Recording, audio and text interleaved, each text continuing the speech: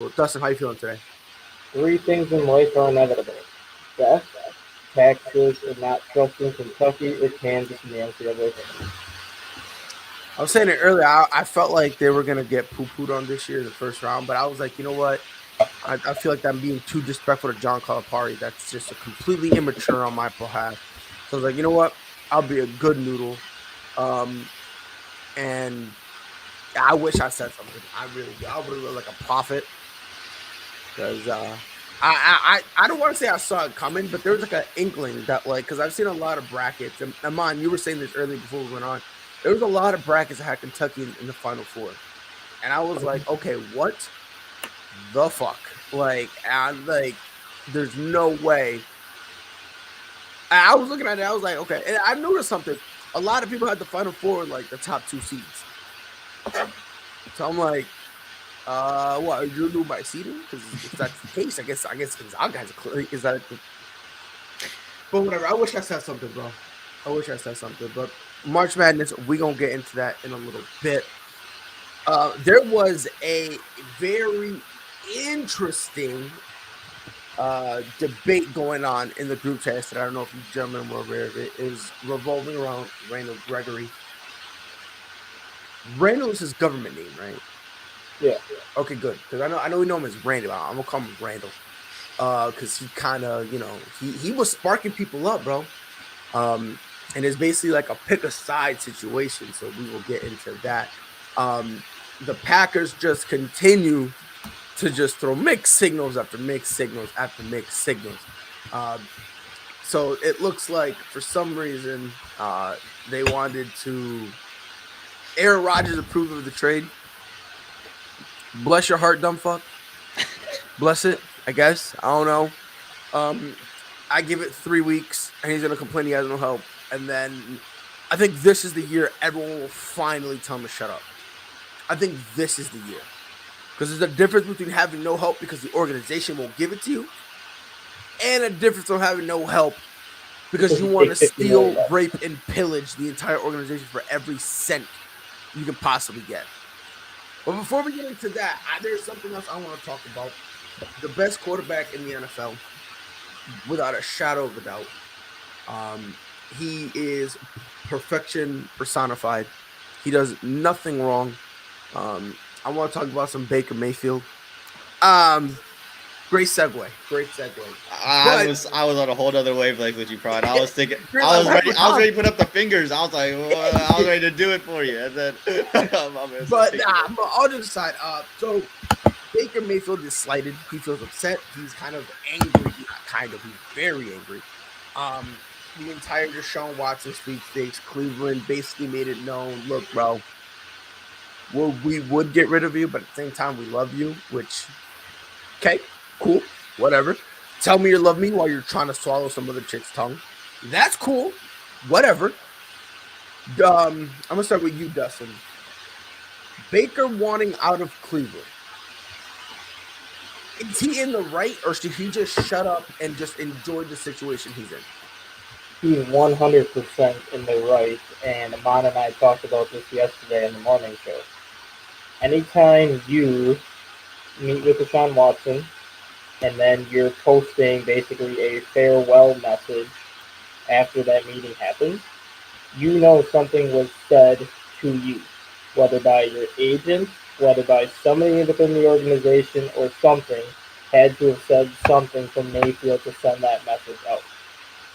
Now that it's reported that the Browns are out with a Watson running, Cleveland is trying to fix the bridge they burned. Well, guess what? Somebody within your organization told Baker that Cleveland wanted Deshaun. And because of that reason, Mayfield wants out. I don't blame him, and he's 100% in the right for wanting out. And my thing is, and I have listened, and my thing when it comes to it, I understand you want to, because look, I'm not, listen, I love Baker Mayfield. I'm a Baker Mayfield guy, but I'm not going to sit here and pretend. We all know it's a general consensus without a shadow of a doubt. Deshaun Watson is better than Baker Mayfield. There's just no the only advantage Baker Mayfield has over Deshaun Watson was that he's been there longer, so he knows the playbook better. That is the only advantage Baker Mayfield has. And again, this is coming from a Baker Mayfield fan. I love Baker. That's my dude. I love the commercials. But Amon, do you think he's being kind of sensitive? Because if there's a better option out there, they should go for it, right? Yeah, I think the Browns were right in the sense of they should be going after Deshaun Watson, because I think Dustin and I talked about it yesterday. Deshaun Watson's the better quarterback, and there's no doubt about it, if you add Deshaun Watson to this team, they're going to be better off. That's just the fact of the matter. So I don't blame Cleveland for going after Deshaun Watson. I think it's just someone had to have said something to Baker Mayfield, and Dustin and I talked about it extensively yesterday. They had to have said something, because I can't imagine you just go off, and a guy like Baker Mayfield, who's as prideful as he is, just to go off out of nowhere and basically say, hey, just thank the city of Cleveland. It's like been a great run without any confirmation from anybody else first. To me, that's where it kind of got tricky. Again, I don't blame Cleveland for wanting a better quarterback or wanting someone who can be a little bit more, as they will say, a grown up in the building. That's fine. You are very much entitled to do that. I thought it just all got kind of messed up when someone, whether it was his agent, whether it was someone in the building, said, Baker, we're going after Deshaun, or we're moving on, or something. Something had to have triggered it. I want to know what triggered it, but I don't think Cleveland's in the fall for going after another quarterback. I think, and by the way, George, I hope it's not Matt Ryan. And not because he's bad, but it's just you're gonna need someone who can use their legs. And Matt Ryan really not really can. He can't run. If you want him to be mobile, no, that's not him. In terms of you believing ownership is still waiting for Watson, if I'm not mistaken, somebody fact check me. I'm pretty sure Deshaun already said no to Cleveland. Yes, he did. Right? Yeah. So I think he already said no. I based on what I heard, the reason he said no, if I'm understanding it correctly, during the sit down, Deshaun was like, "Hey, look, y'all got talent, but what's gonna make me believe you guys aren't gonna just do run first?" And they basically said everything except we're not gonna be run first. So that's basically what made him go, "All right, cool, it is what it is. Good luck." So, but hey, maybe they can still fleece him. Who knows? My thing when it comes to Baker, and I think the whole situation with Cleveland, I think two things had happened. One of two things happened. Either one, they never told him. They never had a conversation with him. They started going around. They started going on with it, and then Baker was like, "Cool, whatever." And then he posted that goodbye. Because here's the thing: if nothing was 100% in stone, he shouldn't have went on social media. See what I'm saying? If they told him, if nothing was official, why would he say that? You know what I mean? And then he says, "Oh yeah, well, I don't know. This is just how I'm feeling," and he left a goodbye note. You know what I mean? It was weird, right? So either they didn't tell him, or B, when they told him, they fucked up. And what I mean by that is they were so convinced they were going to get Deshaun. They literally thought there's no way we could possibly mess this up. That somebody went to Baker and said, "Hey, look, we're going to be talking to Deshaun, see what happens." And I think during that conversation, because I think Baker probably was asking questions, all right, what does that mean for me? I think they messed up and actually said, no matter what, you're gone. I think one of those two things happened. So either Baker's like, y'all want to keep me in the dark, then I don't want to be here. Or y'all don't want me here, so I'm not going to be here. I kind of feel bad for him in a sense. But again, that's just me being biased because I'm a Baker dude. That's me being biased. But at the end of the day, like I said, it's just the consensus. Who's better, Deshaun or Baker? It's not even close. Again, this is coming from a Baker Mayfield dude. It's not even close. So it's like, why are we going to get upset You know what I mean? Why would you get that upset? They must have thrown a backhanded compliment in there. I think Dustin, you were the one who said about one of you guys said something about they want an adult quarterback in the room or something like that. Like, I'm a grown man. I got a house. You see my girl? Homie, y'all gave me the keys to this organization. And you talk about you want an adult? Homie, I'm old enough to run a car. What you mean an adult? Like, I don't know about y'all. On the network, I am probably the most immature, childish guy here. Swear to God, I probably am. And if there's anybody even more, then God bless them, right? But I'm one of those most childish people on this network. If anyone says, bro, act like an adult, I'm getting triggered. I'm getting offended. I'm turning into a snowflake. On God. I'm being mad. I'm gonna be a crybaby. I'm taking another sabbatical. Let Freddie tell me to act like an adult. I'm taking another sabbatical. Let Jay say, yo, Pride, grow up. I'm taking a sabbatical. Stop playing with me. Right? Now, I'm just a cog in this operation. Imagine if I was a franchise guy. Imagine if they build me. Hey, yo, you got to come and see Pride. That's the dude, right? He's going to leave the promised land. And then y'all call me child? Come on, man. Stop playing. Listen, I think they low-key disrespected Baker. I think something was said that, like, if Baker said, why you want to trade me? I think they low-key was like, yeah, you know, you're not mature enough. You know what I mean? You're mid. You know what I mean? You know, there's 1,000 quarterbacks like you.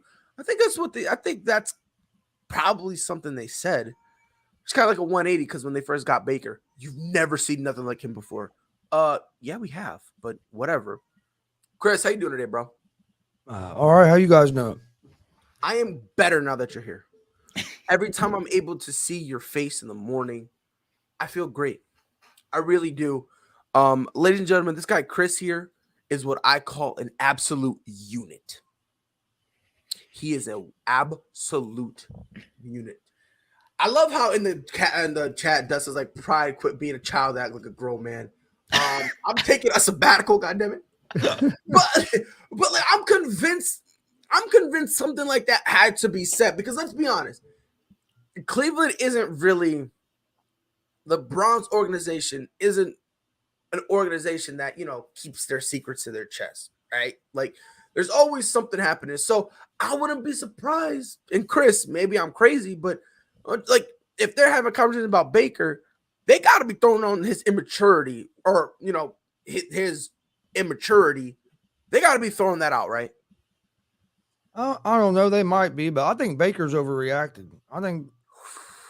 Okay, floor's yours. Please explain before I start bashing the Colts to get you mad. Well, the reason I think because you can't get mad because they're trying to go get another quarterback that they think's that's better. That's business. That's not personal. Mm-hmm. And he's taking the stuff personal, coming out and demanding a trade. And to me, he's making himself look bad towards some other teams. And if they did call him immature, he's kind of proving their point by the way he's acting now. Do you really think so, though? Because and here's my thing. And again, I'm not 100% sure, but I don't think he's mad about the trade. Because and before you got here, me, Amon, Dustin, and I said this is as close to 100% as you can get to 100%. Everybody knows that Deshaun Watson is better than Baker Mayfield. And I think even though, you know, he comes across as I'm confident and his braggadocious persona, I think even to a degree Baker understands he's better. I think Baker understands that.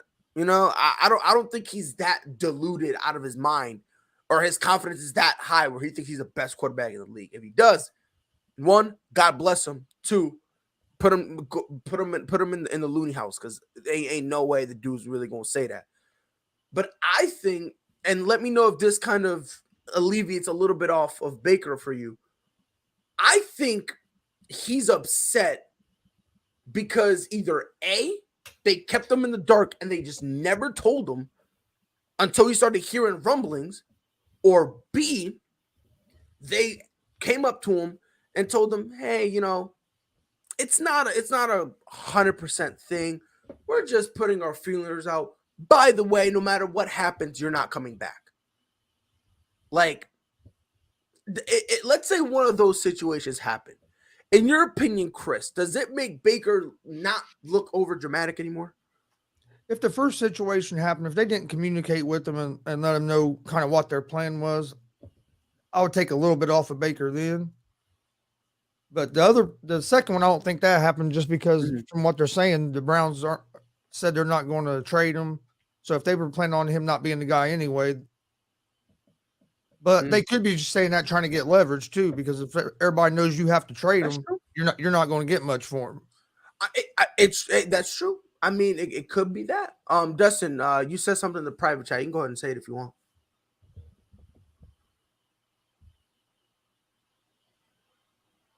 Am I bugging? No. Your mic, we can't hear you. Or not Mike. Why I say Mike? I think it's the hat. I think it's the hat. No, Dustin. Well, he figures it out. He said, "I think they met with Watson first before telling him, telling Baker about it. That's why he's mad." And that Dustin said that's his opinion. It could be. I just, I just don't think it's just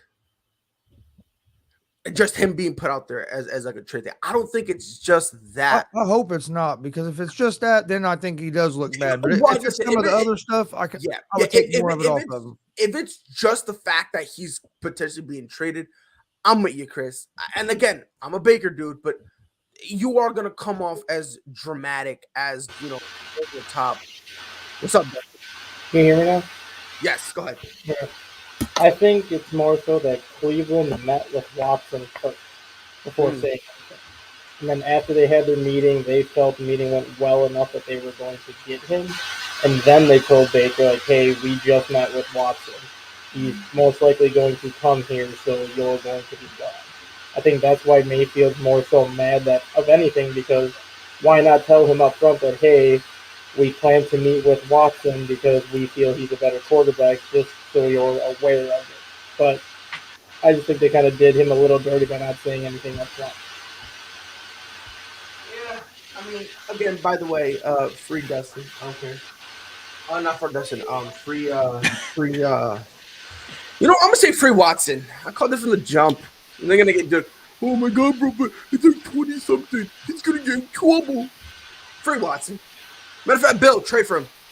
Trade for him. Put Mac on the bench. Trade for him. You know what I mean? Let's have a few years of him, Robert Kraft, capping each other up. Let's get it. Okay. Tony says, well, they didn't tell him that they were going to go out to Deshaun, and once he found out, they most probably found out through social media. But then they have to backtrack because the deal was on Deshaun. Then who did they go to if they get rid of Baker? Back to mediocrity. I mean, by the way, Tony, life is a simulation, Hollywood. I'm calling him that, by the way. Damn, I'm on Dustin, and now you too, Chris. I was supposed to tell you guys yesterday. Dustin, I saw your text message, and I did not respond for some reason because I had a brain melt, and I forgot. I'm going to tell you guys, there's going to be screenshots. There's going to be screenshots. Just understand something. In those screenshots, I didn't say it. Just want it clarified, because once y'all see it, you're going to be like, Pride, what the fuck? What kind of Kanye Pete Davidson stuff is going on here, bro? Yo, this stuff keeps Kanye and Pete Davidson stuff. That's tame, bro. That's tame. That's tame, bro. Yo, do your children give Tony, you permission to he is an absolute specimen. An absolute specimen, bro. Can I ask you guys a question? Let me ask you a question. Imagine if Mike Glennon came out of nowhere and said, hey, yo, I'm a top 5 quarterback. You would look dumb as shit, right? Somehow, I would rather prefer Mike Glennon say that, and I would defend him over what I'm going to show you guys. The guy's an absolute. I mean, if he said that, it might be the top 5 in neck line. No. I saw the I think you guys might have seen it too, where they showed his neck thing, and they did a percentage based on how long he's been with every team. I was like, yeah. I just listen again. I'm a Baker dude. I love Baker. That's my guy. But I don't know. It's just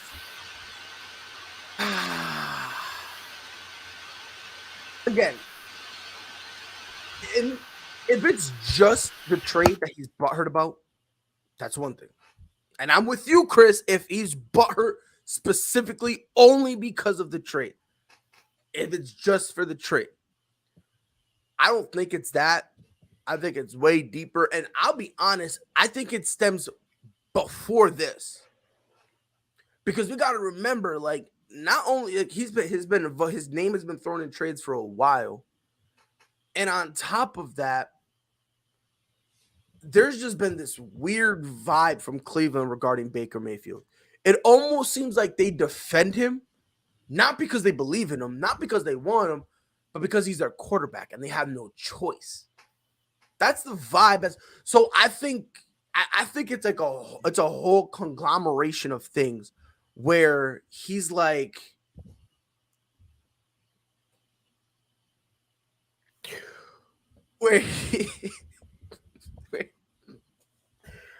oh man, Dustin. Oh man, you broke me. Oh, okay.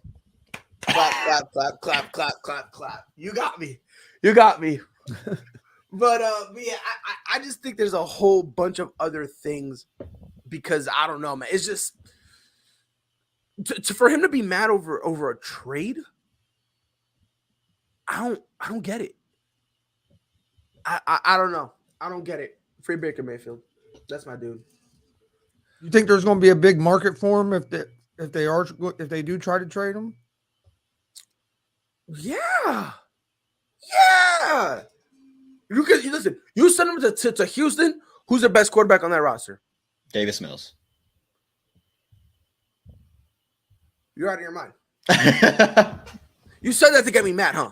No. I think there'd be a competition between the two of them. No joke. I think Davis Mills could win that quarterback competition. I think Davis Mills was incredibly underrated last year when he played for Houston. He was one of the few bright spots on that entire roster. I'm dead serious, bro. You can look at me like that all you want, bro, but I'm dead serious. I'm just waiting for the psych. I'm still waiting for the psych. There ain't no psych. Chris, help me out here.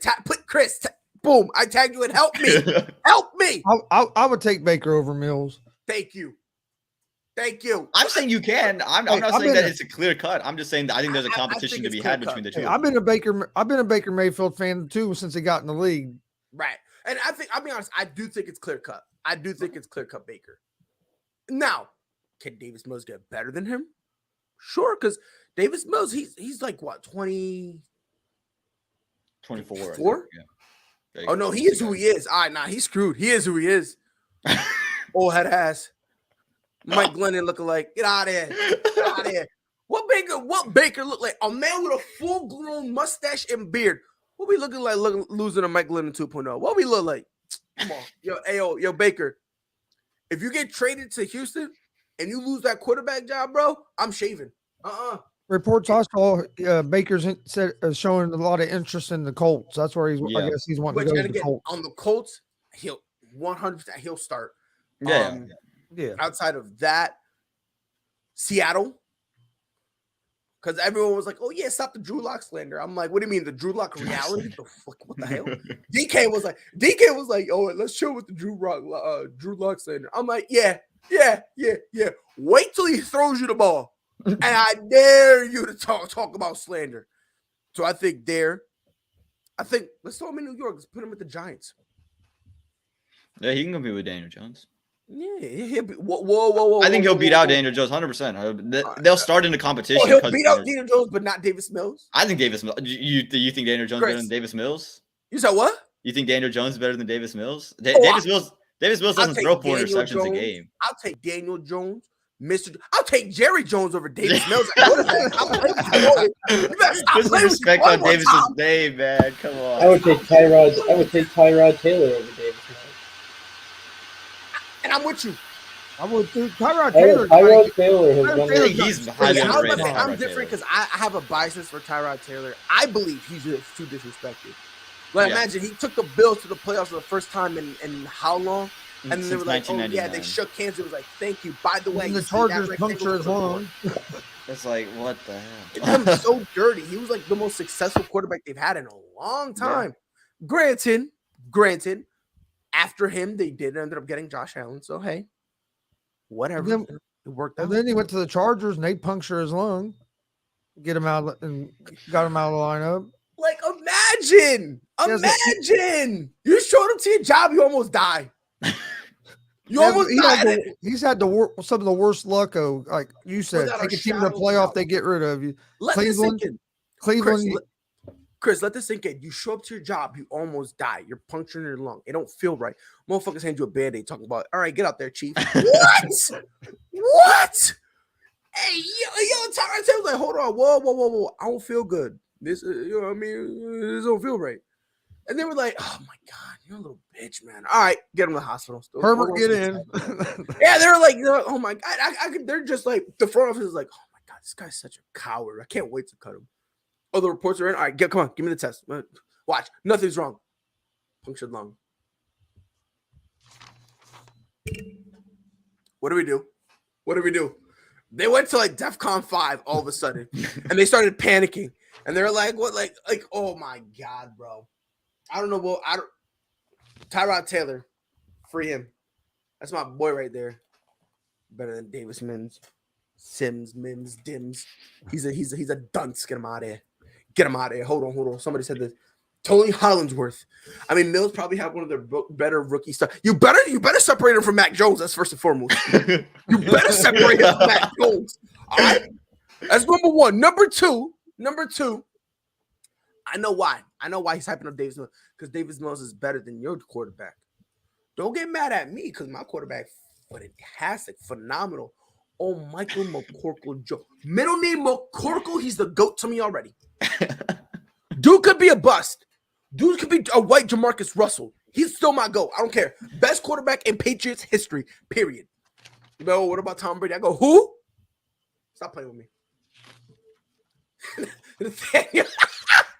He said Tyrod Taylor with a punctured lung is better than Davis Mills. Yo. Oh, man. Everybody, yo. Nate with the banger. What a guy.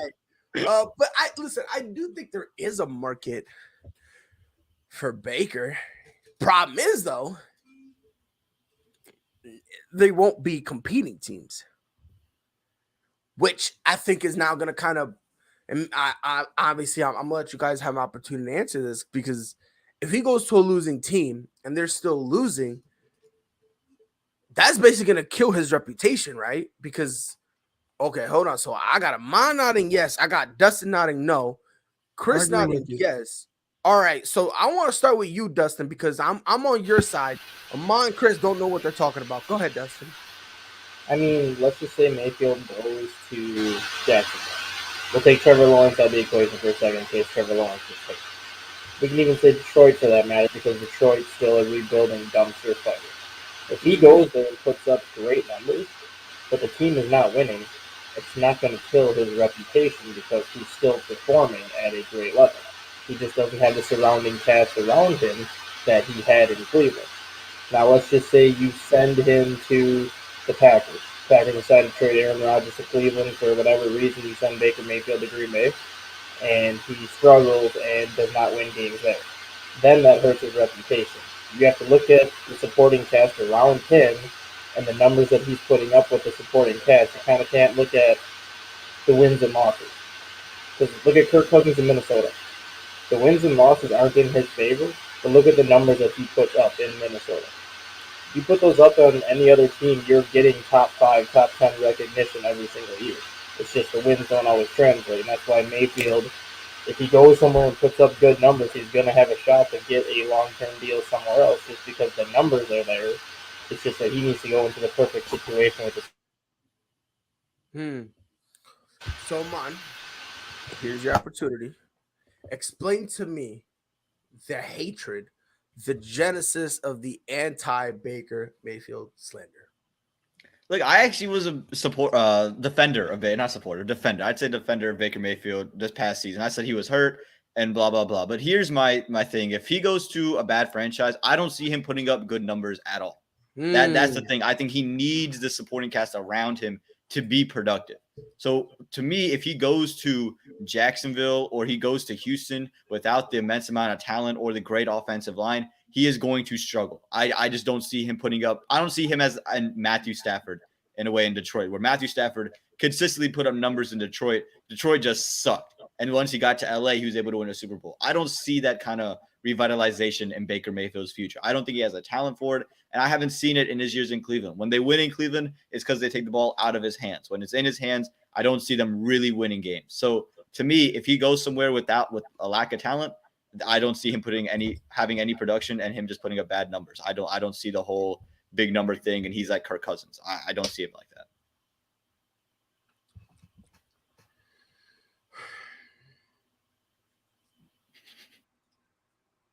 All right, Chris. Tread carefully, Buster. No, I kind of feel the same way as Amon, except for, I mean, if he goes to a bad team, I don't think he's going to put up real good numbers like that either. So I think that he might not get another opportunity to start somewhere else if he don't put up good numbers. I mean, look what the Colts done to Wentz. Wentz didn't put up great numbers, but he didn't play bad. 28 touchdowns, 7 interceptions, fell apart the last 2 games of the season, and they just shipped him off after one season. So I mean, what if say Baker goes to the Colts and he don't have isn't better than Wentz? Are they going to try to get rid of him after 1 year? So I think wherever he goes, if he wants another chance, he's going to have to play pretty good, whether the team's good or not. But I just don't think if he don't have the talent around him, I don't think he's going to be able to put up those numbers. I refuse slander. Chris, welcome to the club, man. Welcome to the club. It's elite member status over here. Elite member status. Elite member. I kid you. For me, look, I like Baker. It depends on which team he goes to be honest. If he goes to New York, I mean, maybe. I mean, that's a big question mark because of health. So I don't really know what's really gonna happen. You know what I mean? With everyone, and on top, like, let's be honest here. This is something that it hurts for me to start to say as a Baker fan. But now the injuries are becoming concerning because now it's every year it's something. I do like the fact that he tries to go out there and play. I do like that. But when you're so injured to the point that it's hurting your performance, that's kind of where it's tricky. That's where it's kind of like, you know. Bless his heart, though. Bless his heart. Amon, we got a question for us as the intelligent New England Patriots fan. Well, I'm the intelligent New England Patriots fan. You need to redeem yourself with that Baker Mayfield stuff. But Frankie asked, what does Bill Belichick need to do for us to be contenders again, since we haven't made much moves? Amon, I'll let you start. I'm actually kind of happy we didn't make any moves. To be honest with you, I don't see the Patriots as a Super Bowl contender this year. Not that we can't be 2 years, 3 years down the line, but I thought last year we overpaid for guys like Nelson Aguilar. Kendrick Bourne did pan out a little bit. I thought Jalen Mills played a lot better than what I thought he was going to be. So there were some good pickups, but we overpaid. And this year he went back to normal Bill, where he didn't go out in the market to get anybody because he knows if I get somebody this year, it doesn't change us. It doesn't change what our reality is. I think he understands, okay, if we take one step back, we can take 2 steps forward because you gain that cap space for years to come. The cap is going to increase. You get a better pick in the draft. You get someone who is going to come in and make a bigger contribution, whether it's on the defensive line, the linebacker core, replace Devin McCourty at safety as he's on his basically last contract. There are other things we need to do, and this year was not going to be us. We're not going to be contenders. So I like the fact that Bill took a step back, said if we take 1 step back, that's okay. We'll take 2 steps forward. Yeah, for me, I think, I agree with you. I think we just need to focus on developing Mac Jones and also making sure that, we keep our defense, relatively respectable. As of right now, there's nobody on the free agent market in terms of defense that I'm really going to kill myself for. Now, if we can get a couple pieces, great, cool. But there's nobody out there, regardless of name, talent, height, weight, age, doesn't matter. There's nobody out there that I'm willing to kind of break my back for and say, Bill, go get him. I will say this. The only move I think we should make right now is just to get a legitimate number 1 receiver. Yeah. Just so that way we can give Mac Jones somebody reliable that he can depend and he can rely on. And that way it'll kind of help him developing. Again, I do agree with him on. Do I think we have a chance at winning the division? Sure. You know what I mean? If the Bills if the Bills lose their identity again, then, obviously, we'll have somewhat of opportunity. But at the same time, it's also like, even let's say we do somehow win the division, we're not doing anything with it. You know what I mean? We're not going to the Super Bowl. We're not doing anything. So I just think where we are right now, we're in a good place where we got some young guys on our roster. We want to develop them, see who stays, see who goes, that type of thing. So that way, when Mac Jones is truly ready to take off, we have a somewhat of a core that he's been with for the past 2-3 years, where, all right, he's comfortable with everyone. He knows what he's doing now. Now we kind of take the reins off. We can take the leash off. He can go do whatever he wants. But in terms of this year, I mean, look, if you want to win a Super Bowl, at this point, bro, we can just, go buy a franchise, go buy somebody else. That's the only way, bro. You know what I mean? Like, Robert Kraft, go buy the Bucks. Go buy the Bucks. If we're gonna be honest, you know what I mean? But like, in terms of what moves we can make, let's be honest, there's really no moves we really can make, especially considering at this point, a lot of those guys want big money. How dumb would Bill Belichick look if we're gonna pay somebody else big money instead of keeping J.C. Jackson? Especially on the defensive end, that's kind of where the red flags come in. Imagine you let one of, if not our best defender, walk. The cornerback who stepped up big after we traded Stephon Gilmore. We don't pay him, but then we pay somebody. That would just look awkward. It would look too weird. Only thing I think we should really go worry about getting is go get a number one. Let's keep on developing Mac Jones and go from there. And let's see where we stand 2-3 years from now. And let's see, all right, do we have something, or do we still need to make more moves? So I'm glad we're able to talk logically about the Patriots. I know some people with their fan base, they're like, oh yeah, we're winning again. Dumb fucks. Speaking of dumb fucks, the Green Bay Packers is the next team we're talking about today. After all the nonsense, we're not getting rid of Devonte. Devontae's staying here. We're going to franchise tag him. Bless Devonte Adams' heart. God bless him. He got traded, reunited, and it feels so good. Got traded to the Raiders, reunite. They play at Fresno State, right? Yes.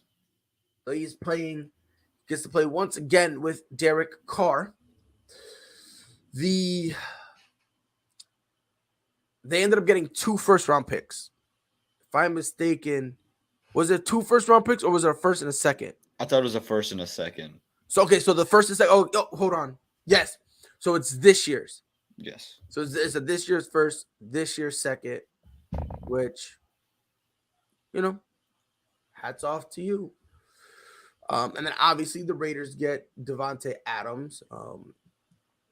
By the way, the Raiders, their first round pick is a number 22 overall, and their second round pick is a number 53 overall. So, respectable. Devonte Adams is then going to sign a 5-year deal with the Raiders, averaging about $28.5 million per year with $67.5 million fully guaranteed. God bless his heart. God bless his heart. I'm just looking at their wide receiver core. I cannot wait for week 3 for him to start complaining and all the casuals defend him. I cannot wait. I cannot wait. Cannot wait. Aman, on a scale of 1 to 10, how shocked are you that the Green Bay Packers not only fumbled this, but it's been reported that Aaron Rodgers approved for the Packers to trade Devonte Adams? I'm not surprised that they fumbled it, but I am surprised Aaron Rodgers approved it. Here's a guy, they posted the Last Dance picture, and I thought they were just going to go run it back. I thought we were going to all forget about it. They always talk about them wanting to play together. Devontae's my guy. Aaron's my guy. We're this and that and this. But I thought Green Bay screwed it up when last year they tagged him, didn't give him the money. This year they tagged him, and he saw Christian Kirk get 21. When I saw it there, I said, there's no way he signs back, especially when he declined a $23 million deal. I said, he ain't coming back. He will be gone. And he was. And he signs a $28 million deal. My God, $28 million. Talking about Jamar Chase and Justin Jefferson are just licking their lips. They're ready for to be free agents now. But I'm not surprised that the Green Bay Packers fumbled this thing. And what I was surprised about, they didn't get a player. They got the draft picks, 4 in the top 60 now, but I thought you could go and get a defensive guy, maybe Roxon Yahoo, again, is not Devonte Adams, but at least gives you something else defensively. Maybe Hunter Renfrow, add him to your receiving core. They are left high and dry now because Valdez-Scantling is still a free agent. Aaron Rodgers still needs someone to throw the ball to. And Packers fans, week 3, get ready for it. They're going to be, well, Aaron Rodgers can't do it all by himself.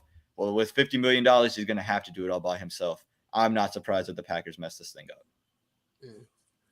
Chris, Devonte Adams for a first-round pick and a second-round pick.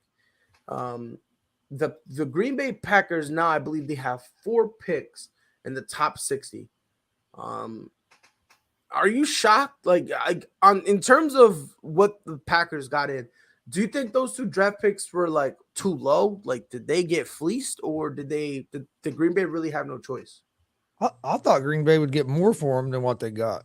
I really did. I think they could have got a better deal than that. I mean, but that's another situation like what I was talking about with Baker. When all the teams know you want out of there, that cuts the legs right out from underneath the Packers because they don't have no leverage because everybody knows that he didn't want to be there. I've read that that him and Rodgers kind of stayed away from each other during each one of their contract process, that they were going to do whatever was best for them. And then I also read that he just didn't want to be in the Packers no more because they offered him more money and he turned that down. So his lifelong dream was to play in Vegas, and that's where he wanted to be. I mean, look, I said this earlier. I said he the only way he plays for Green Bay is if they give him $30 a year. I knew if it goes anywhere else, he wouldn't take 30. There had to be something else with like management that he wasn't happy about or something for him to just want out all of a sudden.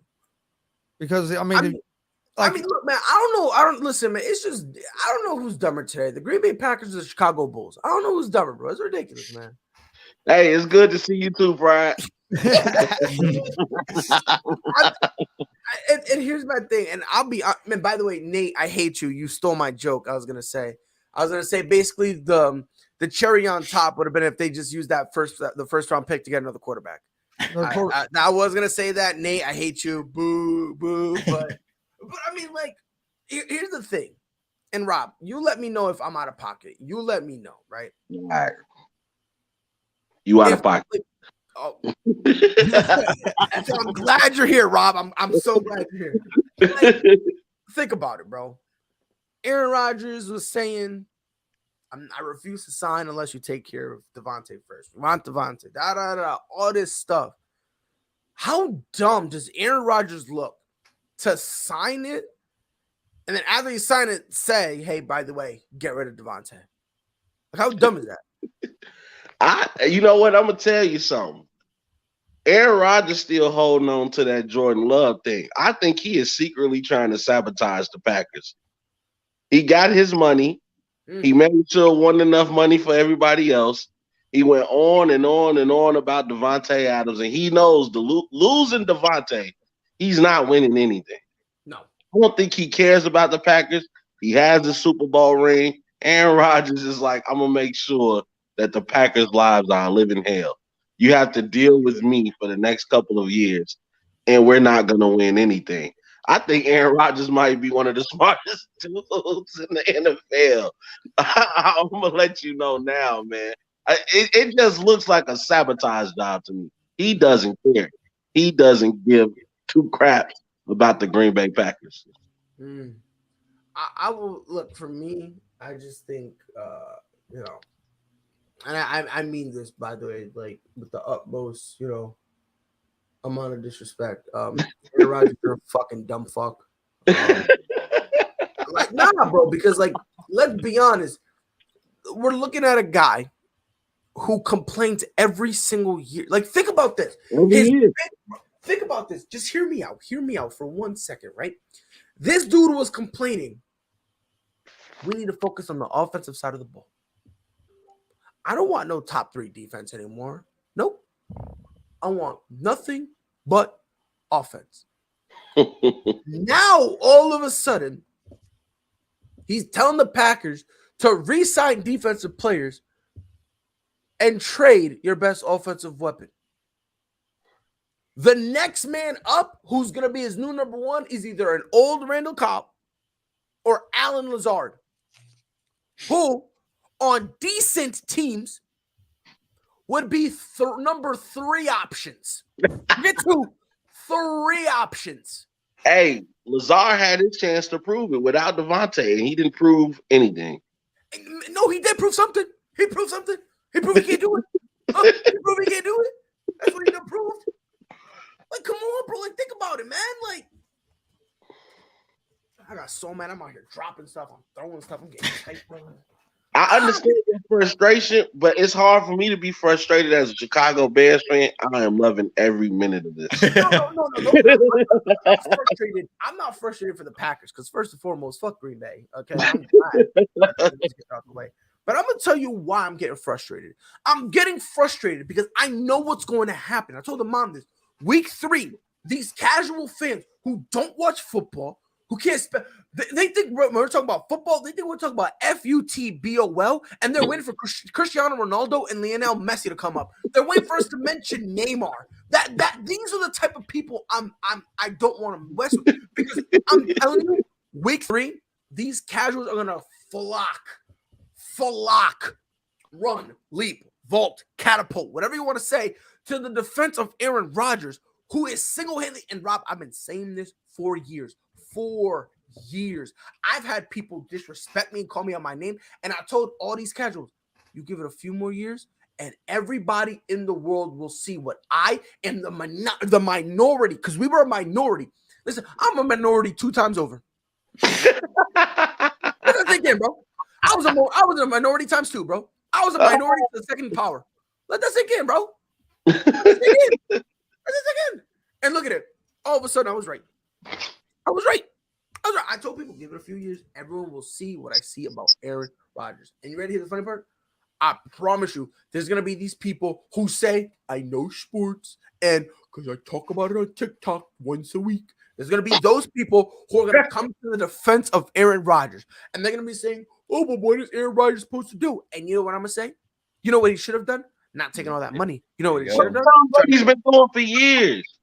If anybody deserves $200 million, it's the GOAT. And what he realizes is, I am only as good as the receivers that I have. We have to make sure we have enough money to pay people so they can come. Because not only is the intrigue of playing with me going to bring people here, but I'm also going to make sure you get paid too. And Aaron Rodgers was like, screw everybody. It's all about me. I'm Mr. State Farm. He probably don't even like Chris Paul because he's taking over the State Farm commercial. Aaron Rodgers is truly all about himself. And I knew the writing was on the wall. You don't franchise tag Devonte Adams. Are you crazy? The number 1, possibly. People, it comes down, and I know Pride, I'm going to get under his skin with this. It comes down to him, D. Hopkins, and Cooper Kupp. Those are your top 3 receivers in the league. You don't franchise tag those dudes. Just being real. I know you don't like Coop, but you got to show love to Coop. I don't like Coop. You don't like him ahead of D-Hop and Devontae. That's all. He needs Devontae and D-Hop 1 and 2. Yeah, because he's not better than them. I'm with you, Pride. I'm on that wavelength. And I said that. And hold on. And here's the thing. I had this conversation with Rob. It was why I'm shocked. I'm flabbergasted. I am confused, nay, perplexed. Why you would bring it up? Because we agreed to disagree. Because I said if he does this 1 more year and D-Hop gets injured again, D-Hop's going to come down and we're going to have to slip Cooper Kupp in there. So what's going on? Why are you slandering my good name?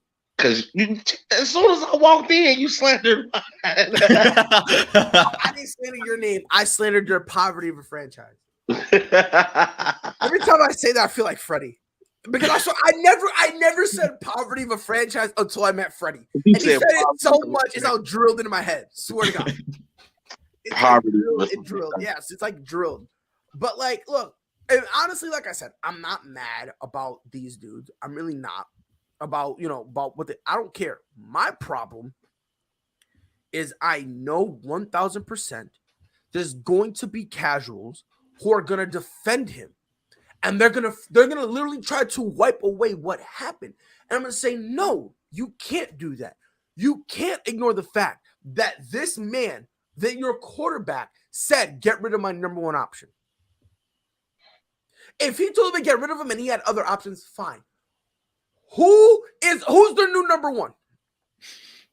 Randall Cobb, who's a role player at best. Okay? Who got 1 foot out the door. Talk about 1 foot. Talk about 1 foot. Look, 1 foot and a couple toes. The only thing left inside the house is his ear. And that's just because he's waiting for an apology. That's it. That's it. It's him or Alan Lazard. My thing is one or two things. First of all, Derek Carr got to be over there rubbing hands like Birdman because he finally got him one. And second of all, who the hell is Aaron Rodgers to make these demands? What have you done? Mr. Regular Season. That is all you are. Like, if I was the Green Bay Packers, I would have said, leave. Bye. Get rid of get out of my face. Like, oh my God. Like, I just can't stand it because, first of all, Aaron Rodgers came out and publicly talked about Gutekunst. He talked about the coach. He's talked about this organization. They just like, oh no, King Aaron, don't leave us. We love you. Whatever you want, we got. Like, who are you, dude? Like, you haven't done anything significant in the NFL. What, you two-time MVP and that got you what? Nowhere. You finally got the home playoff appearances that you wanted. And what did that get you? Nowhere. Like, it's I'm tired of Aaron Rodgers. I don't even want to talk about this dude no more. I don't care if he's immunized. I don't care if he got all this money. I just don't care. I can't wait for the casuals to. Oh, it's gonna happen, Pride. I 100%. 100%. And here's my thing. And this is why. Because this is real life. This is real life. Y'all think I'm joking? This is why I have this. Put him on there, Prime. Put him on the list. That's why, bro. Hey, we got to do the Chris Jericho. You know what? You just made the list. You just made the list. I'm about to start screaming at. Nah, real talk. Nah, I'm about to start one too. I'm about to start one. I'm about to start putting casuals' names on. And then bro, I might be one of them after what I said today about Baker Mayfield. I might be the first. Oh, 100%, bro. Chris, me and you already made the list, man. Matter of fact, not to go back, but you guys had a good point. I mean, we knew Baker was gone. Like, he had already lost the locker room when OBJ got traded. Everybody turned on Baker in Cleveland. They low-key didn't really vibe with him after that, which kind of put him in like a little awkward situation, which, again, bless his heart. Sorry about that, but and then to put the icing on the cake, Odell Beckham Jr. goes to the Rams and wins the Super Bowl. He wins the Super Bowl and tears his ACL. Hey, then he tears ACL. Pride is so salty. Pride is so ready to defend I tell people, Baker God works in mysterious ways. Look, he tore his ACL, but before that ACL was torn, Odell Beckham Jr. was going nuts in the Super Bowl. Yep, he was going nuts until his ACL went nuts, my guy. Stop playing, bro. I don't want to hear it. Guess what? Let me ask you a question. The man got a ring. Did he really, though? He got a ring. That ring holds the same weight as Jimmy G's ring. Stop playing. He got a ring. Look here. Don't you dare do that. I'm gonna. Let me ask you something. If the season started tomorrow, who would y'all take? Baker or Odell?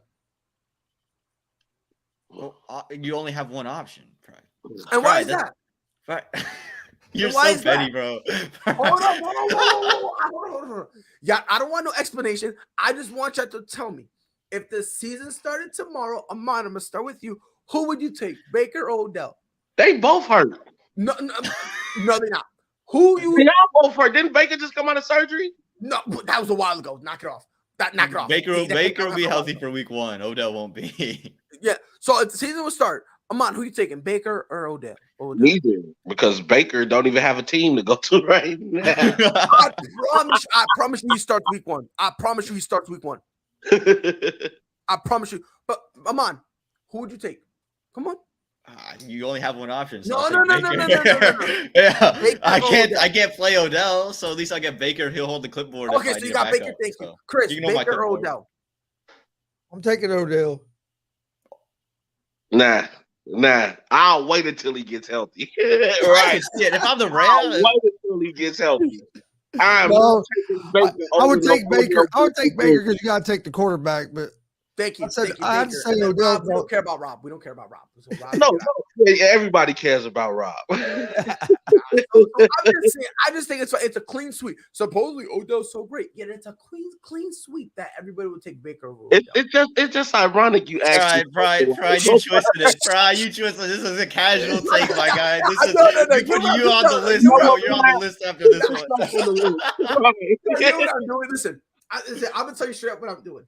I'm giving you I'm giving you guys a situation with no context. It's like the same thing I go, hey yo, Mac Jones, he threw for over 67% of the treacherous everybody's like, oh, he threw the ball 3 times.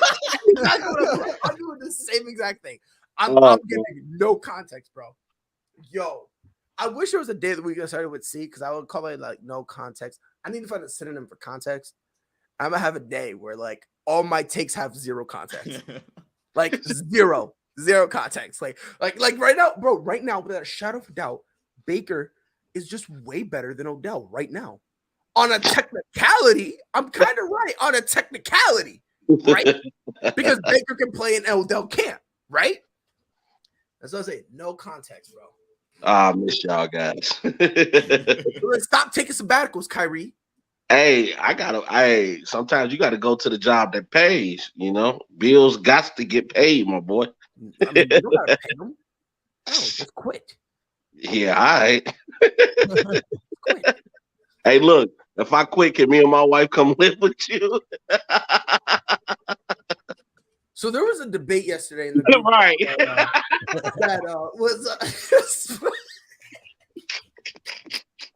but I know it was her birthday. I know I missed it. Happy birthday, Mrs. Scott. I appreciate it. Shout out to my baby. Yeah, so you're very lucky to have Rob in your life. Because that tells me she can go through anything. Rob has prepared her for life. Yes, I have. So I know right here, right now, their house is on fire. She know where to go. She know what to do. She know how to save everything. She got everything under control.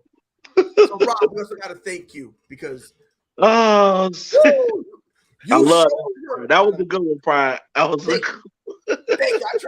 I try. Thank you. I wish Freddie was here with his little soundboard thing, so like the clapping could happen, like all the clap. I go, thank you. See, they don't get this on any other shows, baby. No, you don't, man. You don't get this because they all taking themselves too serious. Like, oh man, we gotta dress up. We gotta look nice. I gotta wear my polo. Like, nah, bro, you still ugly as shit and dumb as fuck anyway. No matter what you wear. And then they're all stiff up there because they can't move. Yeah, but come on, bro. I'm like, yo, like you put glitter on shit and spray Febreze. It's still shit. You don't want to pick it up.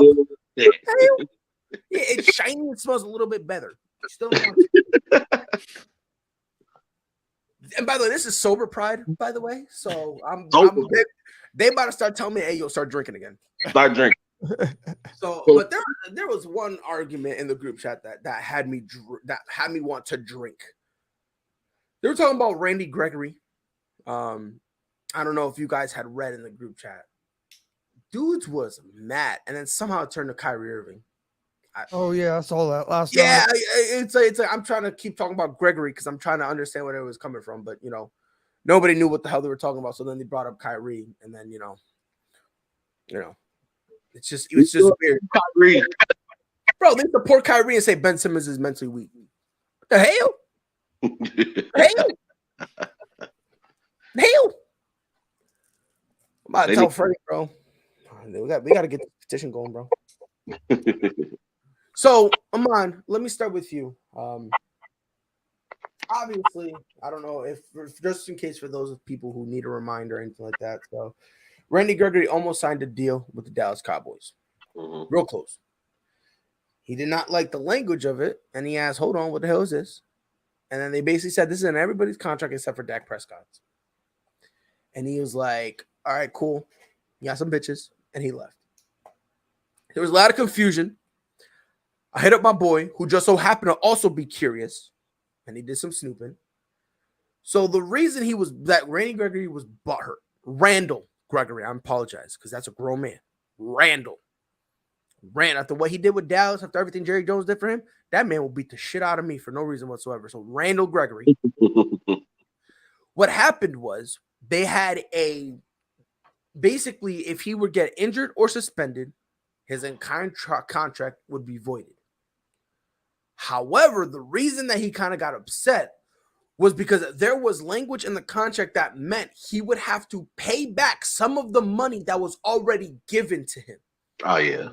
That is where things went left. Now, the percentage is all over the place. When I was talking to a guy, he said some people told me it was 25, others said it was 30. Some people said it was 15, others said it was 40. So the actual percentage is kind of up in the air. But he basically, if he had gotten suspended or hurt, the money they already gave him, they could have went back for it. Personally, I don't like that. No. Because the dude already played. You can't give me back my time or my health. Exactly. So he can't go get paid. Now, if you want to avoid it for the rest of the time, is it messed up? Yeah. But he ain't give you his services. You know, and this is where it's like the business side of things, where if you're gonna avoid it, does it suck? Yeah, it does. But at the bare minimum, you can still go out and find somebody else.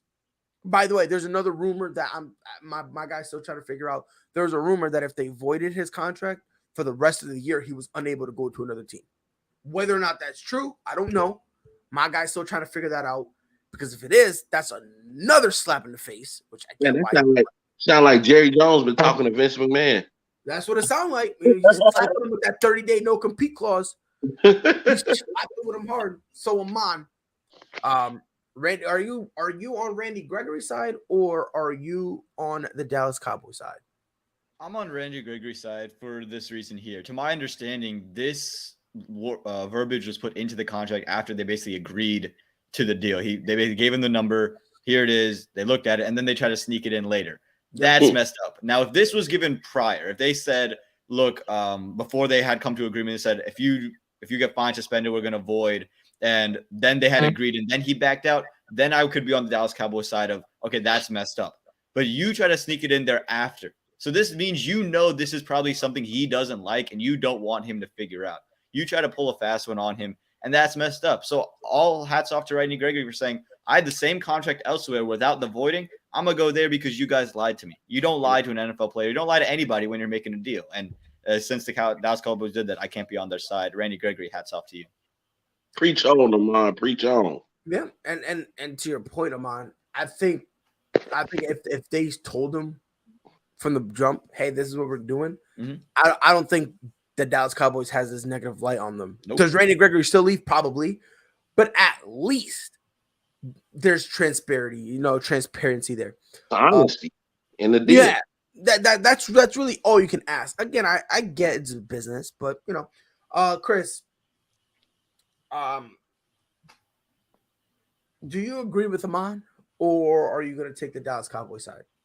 Oh no, I'm on Randy Gregory's side. I can understand if you want to put verbiage in there for like a fine or a suspension, but you shouldn't be able to put verbiage in there that if a guy gets hurt, because the guy can't control if he gets hurt. So if you get hurt doing your job, you shouldn't lose your money. But I've read the same thing as Aman has. he agreed to a deal. Then they tried to sneak this in on him. So I'd have told him F you and went on somewhere else myself too. Because hey, when you do business, that's the only thing you really have is your word. If you're lying to me already, what are you going to do after you have me under contract? Mm-hmm. Yeah, and I Yes, just Lord. think I don't know. I just think it's funny because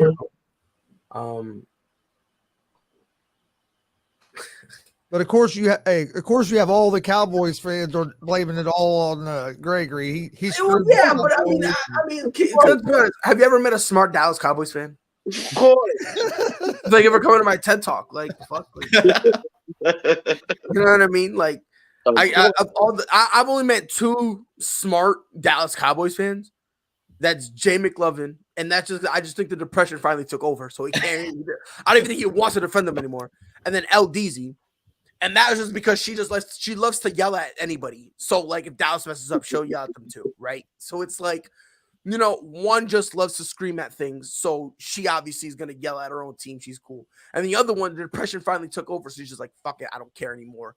This is just what it is." Right? Every other Dallas Cowboys fan I met has an IQ worse than my son, who still babbles. Let's just call it what it is. Call it what it is. Okay. And Frank goes, "Oh, Cowboys are Who's worse? Who's worse, Packer fans or Cowboy fans? Cowboys without a shadow of a doubt. Without a shadow of a doubt. Without a shadow of a doubt. Without a shadow of a doubt. Because the thing is with Packers fans, they'll at least admit, you know what, I'm biased or I'm casual. You know what I mean? I don't know about that, Pride. Pride, I'm not so sure. No. I'm talking about when you compare them to Dallas fans. Dude, they're getting just as bad. I'm not going to lie. I have so many friends who are Packers fans, Really? and it's just as bad. It's just as bad. Is that bad? Damn, look at Dustin. Damn. I think Dustin Dallas lives in fans Wisconsin, so he's I got think first-hand Dallas fans are experience. worse, but I don't live in Wisconsin either, so Cheesehead mafia. Well, I will say this: Packer fans feel like they are the most entitled pricks on the face of the earth because of their quarterback play the last 30 years. They think nobody in their organization can do more wrong, and anytime you try to talk football with them, they try to basically outmatch you with who their quarterback is, and I just sit there and like, and your quarterback's done what in 17 years? Yeah, keep talking with them. God damn. Yeah, I know quite a few because they've kind of been outlawed in Chicago, But I know a few Packers fans, and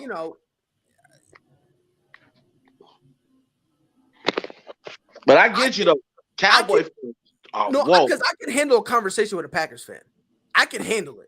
Now, when it comes to Dallas fans, like I said, there's only two smart Dallas fans or two accepting Dallas fans I've ever met in my entire life. Pride, I'm giving you a challenge. You are going to come to Wisconsin, watch the Patriots versus the Packers. Okay. You are going to try to have a civilized conversation with a Packers fan. If you can last more than 10 minutes, I will FedEx you $1,000 because you will go freaking crazy and probably knock somebody out. If it is completely pointless and you lose brain cells trying to have a civilized conversation with a Packers fan. I promise you, I could last longer with a Packers fan than I can with a Dallas fan. I promise you. I promise you. I promise you. I promise you. I promise you, I could probably last longer with the Packers fan. I don't know about the full 10 minutes. I don't know about the full 10 minutes. I'm not going to see the potential to do the full 10 minutes. But I could probably do like 5. I went to the Packers Viking game like I do every single year because that's like the one game I go to at Lambeau Field every year. And I was helping a 8-year-old Packer fan get something because the vendor couldn't see him. So I was getting the vendor's attention. I took the 8-year-old's money, gave it to the vendor so the kid could get some food. His parents dumped a beer over my head because I was a Viking fan. I'm just like, I am helping the child. No, bro, that's fine words. All right, you got to go over there and be some people love, dog. Like, that's final words, bro. Hey, Dustin, they was like, take their Viking money on somewhere. It was the kids' money. It wasn't even my money. But I'm like, you're not even paying attention. Your kid's trying to get something to drink and eat, and you're sitting here yelling at whoever you're yelling at. I'm actually helping your child, but you're going to dump a beer on me just because I'm not a Packer fan. Okay. Nah, like I said, for me, these heads. I mean, I am more. I have no problem talking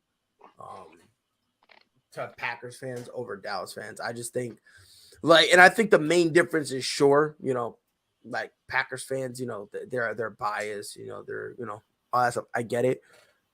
Dallas fans are just stupid.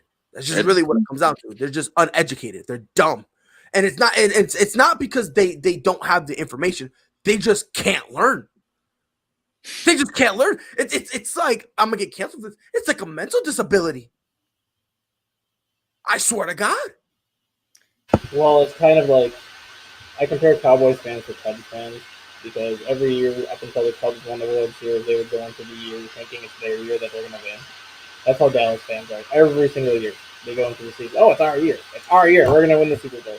3 weeks into the year, we suck. We're not going.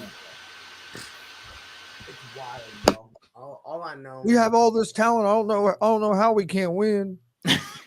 Yeah, that's what you hear Cowboys fans all the time. Every time, and it's like, all right, hold on. You have an average quarterback at best.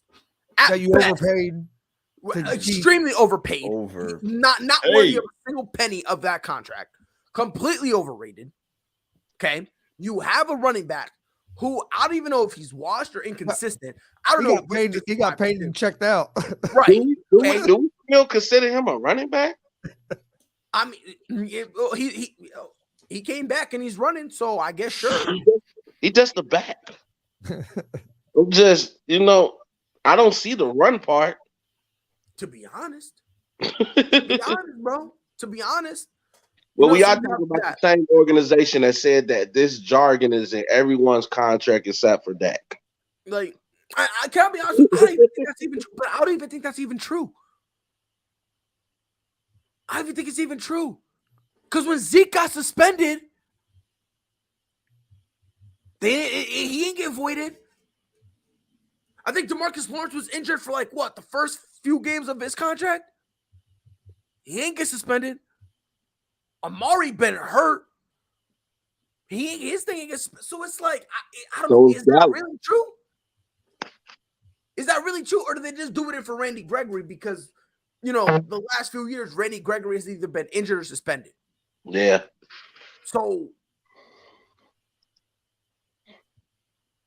but again, I'd rather sit down with a Packers fan than a Dallas fan, easily. Because I think Packers bro, that now. No, but Pride. Have the Aaron Rodgers, Tom Brady discussion with a Packers fan. They will live to their dying breath. They'll say, "How can you talk about Super Bowls? That's a team stat. They don't count. So just throw Super Bowls out the window. Who has more MVPs?" And from then on, I can't talk to you anymore. What Devonte said is accurate because a Packer fan would sell their own child to make a point that Aaron Rodgers is the best quarterback ever. I think that's why he grinds my gears. That's how bad it is. And you ready to hear the funny part? There's Dallas fans who abandon their kid to get a better cable package to watch more Dallas games.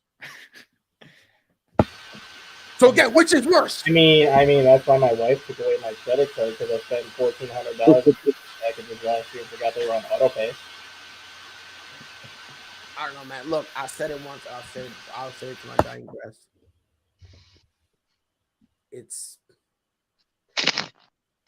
I think it's a mental disability. I mean that with all due disrespect, of course, because Nah, I really do, seriously, because it's just Freddie. I don't know how you do it, man. I don't know how you go from being a Packers fan to a Cowboys fan, Freddie. I don't know how you do it, but however you manage to do it, bro, bless your heart. Bless your heart. We got March Madness talk. And on top of that, UFC Fight Night. Me and Chris going to talk about Bull Cobb versus Aspinall. But before we get all that, let's take a quick commercial break.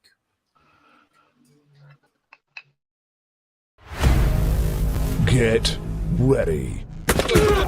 This summer, the Arena League Sports is on ASAP Network.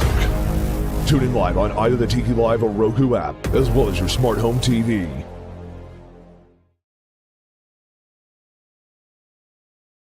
Whole sports all plays.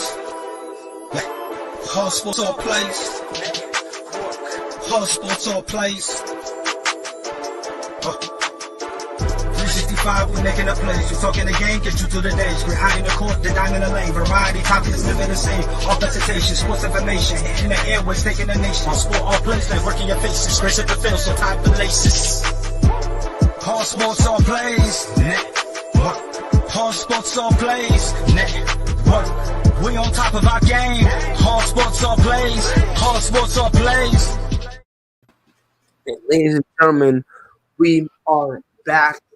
A lot of upsets that happened. Obviously, the one that a lot of people are talking about is Kentucky. And I just think it's funny that everyone's like, they said only one kid was crying, and they were like, "Oh my God, it's because of John Calipari," and it's like, no, it's not. It's just because that one kid happened to cry on camera. Like, let's just pump the brakes. Aman, which upset blew your mind? I think it was Kentucky that blew my mind, and I know it's going to be the most obvious one to say, but I didn't expect them to go far. But I did expect them to beat St. Peter's. I didn't see any way St. Peter's could have won that game.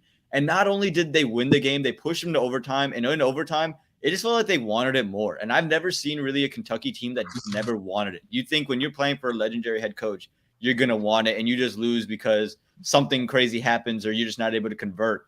Kentucky just, I think, lacked fight when they got to overtime. It just felt like they weren't competing in it. And when you let St. Peter's kind of be more physical, be the better team in all phases, that's embarrassing for a John Calipari team. Again, I thought they'd lose to Murray State, but this was just, I just think, in the fashion in which they lost was just unbelievable. Chris, you agree? No, the one that shocked me the most was Iowa getting beat by Richmond. Just because of how hot Iowa had been coming into the tournament, the way they played in the Big Ten tournament, I thought Iowa would go deep into this tournament, and they came out and didn't play well at all. I mean, Kentucky was surprising, but I just, from seeing Iowa play, I thought Iowa was going to make a deep run. Dustin, which other game? I'm about to give you a challenge. You're not allowed to pick either Aman or Chris's. You got to pick another one. I have to pick another one? Yeah. Oh, dear goodness. I was gonna tell Chris that I'm not surprised by the Iowa one just because. Oh, my friend, then go ahead. Explain why you're not. Because look at how poorly the Big Ten was in the NCAA tournament last year. Look at how poorly they played in the NCAA tournament in 2010. The Big Ten has not performed well in the NCAA tournament the last 2 years. So when they get upset the way Iowa did, it doesn't shock me because they knock each other out so much during the regular season that by the time they get to the NCAA tournament, I feel like a lot of those teams are so physically fatigued and physically beaten that they just don't have the energy that a lot of these other programs have. I'm more surprised, I think, with Michigan beating Colorado State. Mainly because I did not think Michigan deserved to be in the tournament when you look at their 17-14 record. And if they were going to get in, there's no way they should have been in 11. And the fact that Colorado State punched them in the mouth as big as they did early on, and then all of a sudden Michigan starts to look like the Final Four team from a couple of years ago, they, to me, I think, had the biggest upset win just because of the way they started compared to the way they finished. So for my upset, I'm going to go, Rob, thank you for back. March Madness, what upset yesterday blew your mind? I'm pretty sure. Well, I'm listening to you guys. Everybody's agreeing Kentucky was a surprise. Yep. But I'm also going to say it wasn't an upset because they won, but the way that San Francisco was able to put up a fight against Murray State. Like, they put up a fight, like forcing it to overtime. Like, you guys sat on here, what was that, like a week or two ago? We talked about how great Murray State was. And San Fran came out and said, we're not afraid. Forcing it to overtime. Like, it was a great game. I was keeping track of that game just because of the conversation that we had about Murray State, and I was interested to see how they would pull it out. But I also think this was good for Murray State because you got a little bit of a fight. So now going forward, you prepare for the trenches. You know what I mean? Was that the first time you've watched San Francisco play all year? Yeah, it was. That's kind of why I'm not surprised the game was so close. Because San Francisco plays a very similar style to Murray State. And that's why a lot of people felt that as good as Murray State has been this year, that could be the one team that gave them the most problems early on because they play the same style. And you saw that. They play exactly the same way. Both teams Yeah. love to get out and run. Both teams love to hit the three-point ball. But when it came down to it, Murray State's experience is what got them that win. And now that they got them that win, I don't think they have any issues with St. Peter's at all.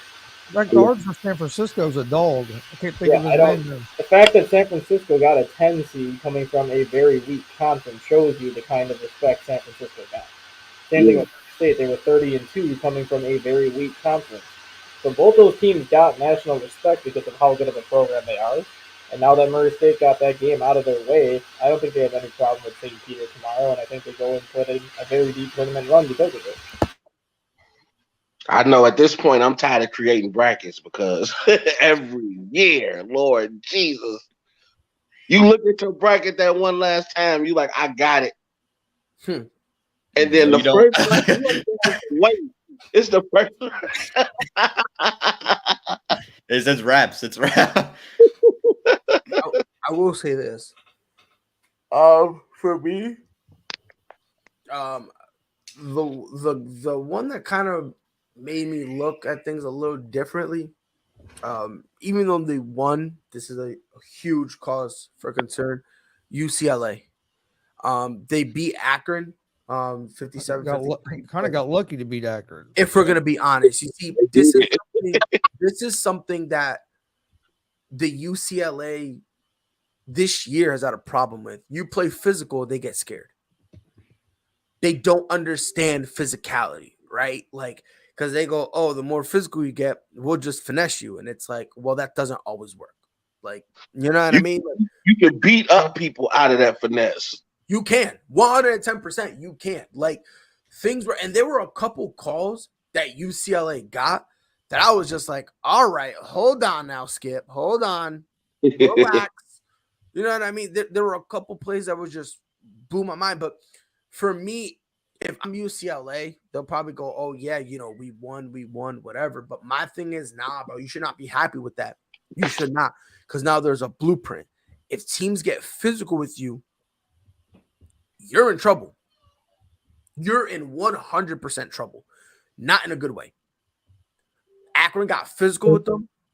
And again, like you said, Chris, and I saw you nod your head, Dustin, they were lucky. They barely escaped with that win. And if we're going to be honest, they should not have. Yeah, they shouldn't have, but when you get to March Madness, sometimes it's better to be lucky than good. And when you get to a lot of these 5-12, 4-13 matches, and even 3-14 matches, a lot of times it is the 12, 13, and 14 seed that want it more, because the only reason why they're in the tournament is because they won their conference tournament, as opposed to UCLA was going to get in the tournament regardless how they finish in the conference tournament. So a lot of these lower seeds always come out with a chip on their shoulder. They always come out with that added energy to prove that they belong in a tournament like this versus UCLA. They know they should have done it regardless. That's why you see so many upsets in that 5-12, 4-13, and kind of 3-14 range. Yeah, I think a lot of people have studied the great Chuck Daly's playbook. Like they remember, taking it to the NBA. Everybody knew the Bulls were a finesse team. You have Michael Jordan, the upcoming, great player. And they were like, we're not gonna let you beat us. We'll beat you up before we let you do what you do.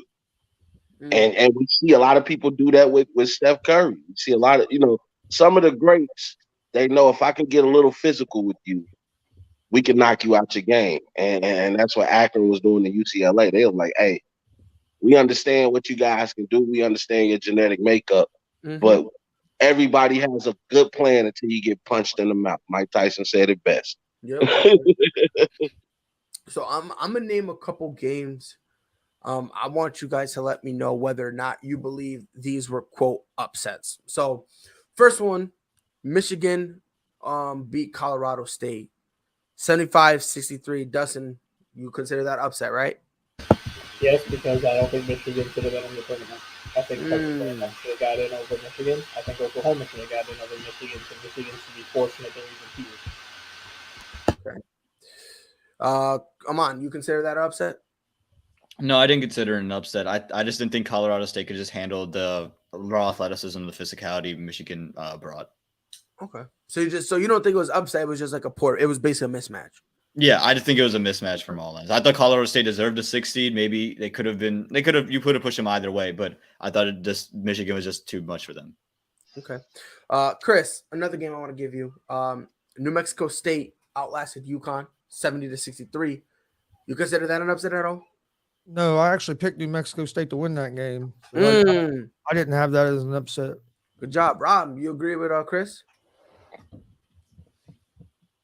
I mean, if you just gonna go based off the name, yeah, it's an upset. But UConn hasn't shown anything. That's crazy. Yeah. Okay. So for today, these are the games that's gonna be popping off. I'm gonna ask you guys who you think are gonna get upsetted. So Loyola is playing Ohio State. JSU plays Auburn, Montana State, Texas Tech, Yale and Purdue, Delaware and Villanova, Miami, Florida, and USC, Notre Dame, Alabama, Virginia Tech, Texas, Chattanooga, and Illinois, CSUF and Duke, Iowa State, LSU, Wright State plays Arizona, UAB plays Houston, Davidson plays Michigan State, Colgate plays Wisconsin, and TCU plays Staten Hall. Justin, what upsets do you see popping off today? I wrote down like 7 of those. I think 7 of them could happen. But the 3 that I think most likely happen is Loyola knocking off Ohio State, just because Loyola is now a seasoned NCAA tournament team that knows what it takes to get to the Final Four. So them winning games in the NCAA tournament now is nothing out of the ordinary. I think Colgate can beat the Badgers, mainly because Colgate is a terrific three-point shooting team, and Wisconsin has a very difficult time closing out on the perimeter. So if Colgate starts hitting their triples, I think they could give Wisconsin an issue. And I think Chattanooga is going to beat Illinois. I had Chattanooga in the Sweet 16, and I almost put them in the Elite 8, mainly because of their backcourt. Their backcourt is one of the best backcourts in the country, and that's something that Illinois has not seen. They have not seen a backcourt like Chattanooga. Big Ten has guards that are good, but they don't have a guard duo tandem that Chattanooga has. Okay. Aman. Let's go Illinois. I hope Illinois lose by triple digits. Aman, is there any upsets? Connecticut already lost. And that's fine. That's fine. Only casuals was rooting for them. I don't live in Connecticut anymore. USC. Let's get it, baby. USC, boy. You of SC, right? You mean you of SC? USC. USC. No, we don't do University of South Carolina. That's what we say down here. Oh wait, no, Aman, you're a northern kid. You're a Yankee. Get out of here. North Carolina, baby. You're not one of us. You're not one of us. Aman, is there any upsets you see happening today? Yeah, I think a lot of what Dustin said, Chattanooga, Illinois, he's put me on a Chattanooga, and I was like, yeah, you're definitely right about that one. But I think Virginia Tech, Texas, this is a game I think Virginia Tech can walk away with, because Virginia Tech, they showed in the ACC tournament, they can play really tough and show some teams some stuff. I mean, Duke and North Carolina had no answers for what Virginia Tech brought, and they have this forward tandem that is just, it's so hard to match up because they're so long, so athletic. They can score inside, outside. If they get going, I think Texas is going to have all they can handle with Virginia Tech, and I picked them to beat them. So Virginia Tech, watch for them today. Ooh, okay. Chris, I agree with the mon on Virginia Tech. That was going to be one of mine, but I also think Notre Dame is going to beat Alabama today. I hate you. I was going to say the same thing, bro. Nah, I gotta change. Damn. I think Notre Dame is going to beat Alabama. Oh, it's crazy, Rob. What's your name, Rob? I don't know. No, seriously, what's your name? What's your government name? Rob. Oh, it's not Chris? Oh, okay. My bad. Go ahead, Chris. You can finish. And then the other one I do like is I think Loyola is going to beat Ohio State as well. Ohio State's been real inconsistent all season. Loyola, like Dustin says, has experience in the tournament now, or a more seasoned team. I think Loyola wins that game. Rob. It's my turn now. Yeah, now it's your turn. Now it's your turn. Hey, I just want to put this out there. If you're Pride's friend, you cannot be sensitive, ladies and gentlemen. and that's why I don't have a lot. You feel me? Because the same people who say no are the same ones who cry every time Pride gets, Pride I beats Pride. got love for you, Pride. It brings a smile to my face to watch your asshole ism. But I have to agree with Dustin about the Colgate Wisconsin matchup. I think Colgate is gonna pull it up. Wisconsin's been a little bit inconsistent. And then of course I think Alabama is going down. They're going down today. So those are my upsets to watch out for. Okay. So I think you forgot to mention Chattanooga in that, Rob. I'm waiting for you to mention Hey, I just want to see the look on y'all faces when Illinois win tonight, you know? From Chattanooga wins is gonna be all hell breaking loose for you, I'm Rob. gonna say it first. You thought I brought the fire on you this week with Chattanooga. If Chattanooga beats Illinois tonight, you might not want to show up on the show on Monday. I'm gonna put it to you this way. I won't be able to come on Monday anyway. I gotta be at Navy Pier. We got look at him. Yeah, imagine. No. You know I'm in the trade show business, and we got Expo Chicago. We getting ready to build at Navy Pier. So I hope Chattanooga. I'm not saying hope. I'm calling thank right you, now. Mike. The cavalry has come in. Chattanooga by double digits. I don't care. Chattanooga by double digits. On God. Illinois, we riding with you, my boys. Chattanooga at least 13. Hey, do you know this? Pride, you got your computer on you right now? It's in my other right now, page, you got bro. the screen open. You got the screen open right now? Yes. I need you to look up the name of Illinois center. Just go ahead. Real quick. Everybody just take a moment. I'm going to tell you why Illinois is going to piece these boys. I'm so messed, Mike. Y'all better stop messing with us Chicago boys, boy. We run it back. Illinois center is Kofi Cochran. And if His you name remember, Cockburn. You fucking with him? Come on, son. I mean, he was. No. Just listen. Hold on now, Skip. Ain't nobody gonna touch him. He got Cockburn. You want to because he gonna be the one wanting to do the touching. You better relax now. You better hold on now. Ain't nobody gonna touch him. Hey, you better wear a condom when you play that boy. Your ass. Get him out of here. Get him out of here, bro. He's trying to go boom, boom, boom. Nah, get out Mike, of here. I love the name, by the way. I love it. Mike, isn't this the same Kofi Cochran that was paired with Ayo Dosunmu last year and they couldn't beat Loyola? Listen, let me tell you something. Loyola, that's Sister Jean. I can't. What you want me to say? That's God's word. I don't know what you want me to say. That's the Lord's word. I think Chattanooga's a better team than what Loyola was last year when they ran into I'm going to do this way, man. Chattanooga by 13. I don't give a shit. So it is Dustin that sounds like. Wait, Dustin, unmute. Yeah. 3 days ago when I said it sounded like somebody was vacuuming, everybody looked at me like I was tweaking. Yeah, no, you were. There's just no. Yeah, no, you were. But it's stat guy, so we let it slide. If this was a Mon, I'd be raising hell right now. Come on, man. It's my last day here, bro. Come on, don't do this. I'd be like, Amon, you can't ditch us for a whole semester and then come back sounded like World War III. I do got Loyola over Ohio. Look, I just think they're just soft. They're just, you know what I mean? They're you know. And that's SAWFT. Soft. Like that's what they are, bro. Like, they're not.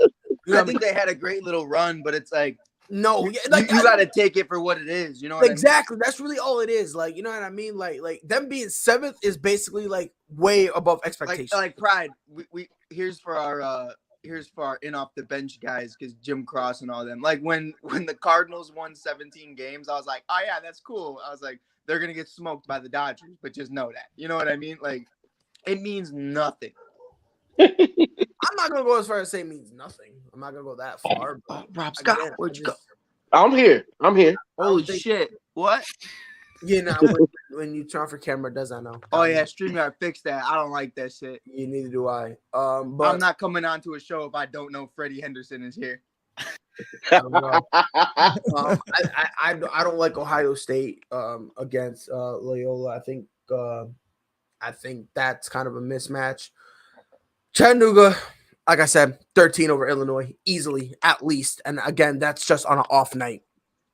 Again, I say this with all due respect. Rob, do me a favor. Turn your camera on before you can speak to me. As I was saying, for also rudely interrupted by the man Robert. Another team. Get him, Rob. Hear me out now. I want you guys to take a walk with me. Take this walk with me. Oh yeah. I think Cal State has a legitimate chance of upsetting Duke. No, don't do it to Dustin. You see what he's wearing? Don't give him a heart attack, bro. I really do. I think everything going on with South Carolina is only 13 hours from my house, guys. I can get there in 10 hours. Don't tempt me. And that's fine. That's fine. Drive over here, bro. Drive over here. And guess what? Before you get here, guess what? Coach K go be stop it because you took a flaming hot L. Courtesy of the. Hey, I said this to a lot of people this year. As bad as Duke has played the last 2 weeks, this is Coach K's farewell tour right now. And I don't like to put officiating in the middle of things, but I think if worse comes to worse, the officials might try to fix a game with so Coach K can make it up. Yeah, I got Duke going all the way, baby. I'll be honest. I don't even think that's enough. I don't think it'd be I don't know. I just think the last 2 weeks they've been struggling. Combine that with the fact that, like, I don't know. I just feel like the reason they've been struggling is just the fact that it's starting to sink in. Like, damn, like, think about it, bro. Like, usually, like, when you lose, you can look at your coach and be like, damn, my fault, coach. Hey, yo, we got it next year. You know what I mean? Like, if you lose, you go up to Coach K, you definitely go, damn, coach. Damn. Like, there's really, I don't know. I just think that pressure on them is just, I don't know, man. That type of pressure is something that no media can outmatch. Right. That's just me. I just, you know what I mean? Like, right. There's certain guys that can handle that, but college kids. Yeah, bro. Think about it. Like, college kids who, like Coach K is basically the best coach they've ever had. Right. You know what I mean? There's anomalies that can, like a young Kobe, a young LeBron, a young Michael, like guys like that. Go for but it. like you said, those are anomalies, right? Yeah. Those are anomalies. Those You know what I mean? Like, 1 out of 10. Yeah, but at best, those are the best odds. You see what I'm saying? So that's a lot of pressure to be like, I don't want to be the reason that Coach you would exactly. So believe it or not, so then they play not to lose instead of playing to win. And honestly, and to be honest, that's how they've been playing the last 2 weeks. Right. But on the flip side of that, the tournament can start, and that could kind of revitalize you. Like, man, we playing for something more than just winning a tournament. We playing for Coach K. Oh, 100%. But like Pride said, though, it's one of those things though where it's like instead of being like we're gonna win for you, it's more of I don't want to fuck this up and be the reason. I don't want you to lose because of me type of thing. So right. Like, and I get it, Rob. Like this could start something, but at the same time, it's like I don't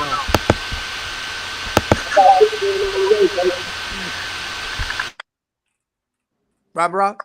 I said I got Duke going all the way. I mean, honestly, I don't think they do.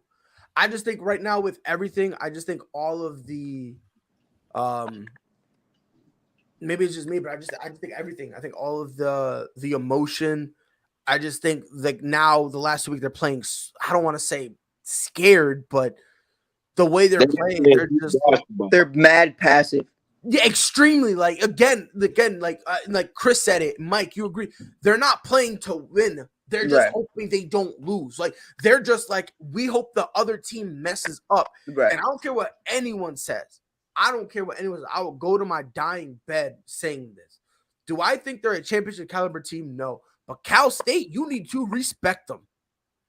I don't 100%. Care what anybody says. You need to respect them. Now, obviously, I'm not saying they're going to go to the Final Four or anything like that. Don't get it twisted. But this is the perfect upset. This is literally like if you could write a fairy tale with a horrible ending, this is it. I genuinely believe I have Cal State winning. I genuinely believe that they're going to come out kind of nervous and again, not nervous because of the stage, not because of the tournament. Yeah. But it's just like every time Coach K calls a timeout and he talks to them, like, what was it? I think it was like his last regular season. He was crying. Dude was crying, which I don't blame him for. would- But when you do that and your players see it, now they're like, fuck, if it's setting in for him, I can't ignore it anymore. Right. Because Coach K was, you know what I If mean? I'm Like, Coach K, I'm going into the locker room today, and I'm telling them, win or lose, there's nothing that you guys can do to affect my legacy. mhm, What I want to do as my last gift to you is help you start yours. mhm. Let's go out here and win. That's my And- problem though, Rob, is like you shouldn't have never said this was your last year anyways. True. That's why I liked what Tom did. I mean, Tom's back, but little bastard. But it's like at the end And you of know the you're day, happy about it. Tom You know didn't you're want happy the about it. farewell tour though, because of what that insinuates, because of the pressure that comes into that. Not for Tom, but or Gronk or anybody else, but for everybody else in that room. If you Yeah. lose, it's just because you lost. It's not because it's Tom Brady's farewell tour. Now it's like if you go into this game, this isn't just a playoff game. This is Coach K's final game. Like there's a lot of intangibles that go into it that's just unadded and unneeded pressure. Like you don't Yeah. need this pressure. And it's like I know he's a huge name, one of the greatest college coaches to ever do it. But at the end of the day, I would have kept this one under wraps. And I feel like that's where he kind of dropped the ball on that. Yeah. But I don't know. Well, I think Kobe Bryant glorified the last game. Like he had such a perfect going home tour, Right. like in the NBA, that I think people want that. Right. Like I want to walk in these arenas and you sing my praises. Mhm. You get what I'm saying? But I completely agree with you. Like in this situation, especially being the coach, I want to keep my team free of any other added pressure other than winning a championship. Right. Because Yeah. listen, when you're in the tournament, this already has pressure. Or, you know what I mean? Like Right.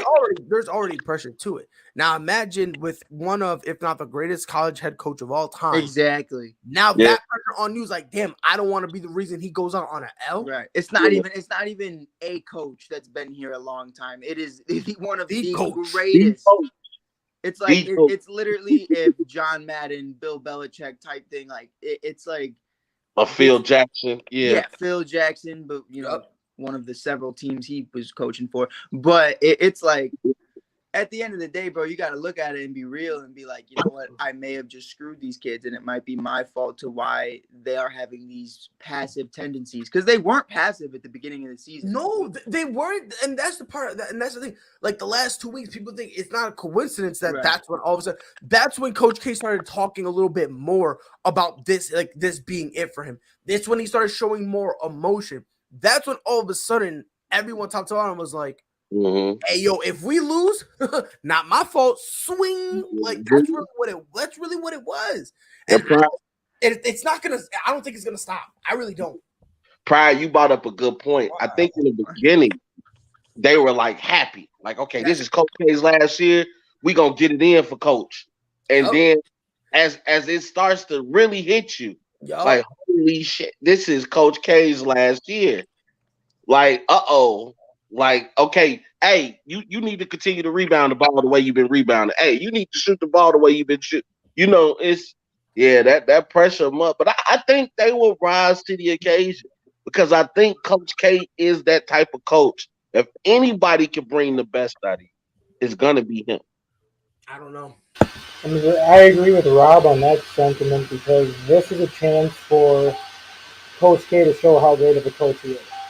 Because if you remember 3 years ago when he had R.J. Barrett, Zion Williamson, and Cam Reddish, that should have been the team that Coach K walked away with the national title.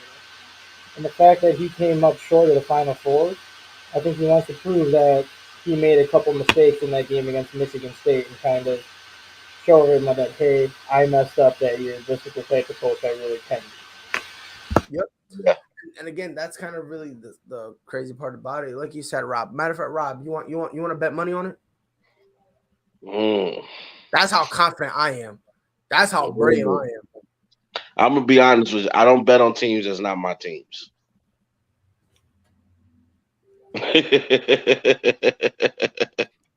Got nervous.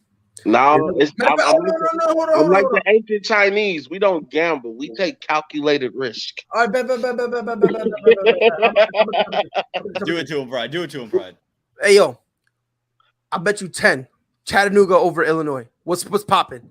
That's your team, right? That's your team. Put it on the line. That's 10, right? Rob, That's 10? Rob, I would bet you a steak at the Michael Jordan Steakhouse on the Chattanooga, Illinois game. Easy. It's easy. I'm a broke college kid. I got nothing to bet for you, Rob. So It's like apologize. I'm being serious, Rob. I'm being serious. I bet you the kid. All right, 10. You got Illinois. I got Chattanooga. I got Illinois. I'm trying to. I want to know if I want to bet on a steak too. Which one? Which state game? Iowa? No. He said he want to bet a steak dinner at Michael Jordan restaurant on this Illinois versus Chattanooga game. You better not take it. You better not take it. I'm not trying to overdinks myself. You're gonna lose. You're gonna lose. No, you know what? Yo, Rob, take it. What, are you scared? No balls. You scared?